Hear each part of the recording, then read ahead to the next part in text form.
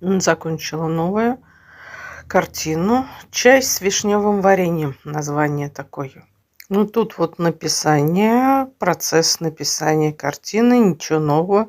Пыталась создать натюрморт на русскую тему. Труднее всего было работать с самоваром, но ничего, вроде справилась. Но мне кажется, она какая-то недостаточно достаточно скучная. Виноградика нет, одни лимончики только. Но зато есть котик.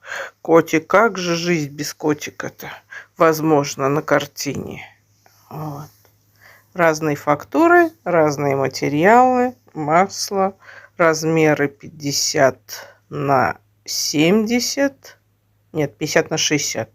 Вот такая вот картинка получилась. Вот элементы пофотографировала. Покупайте.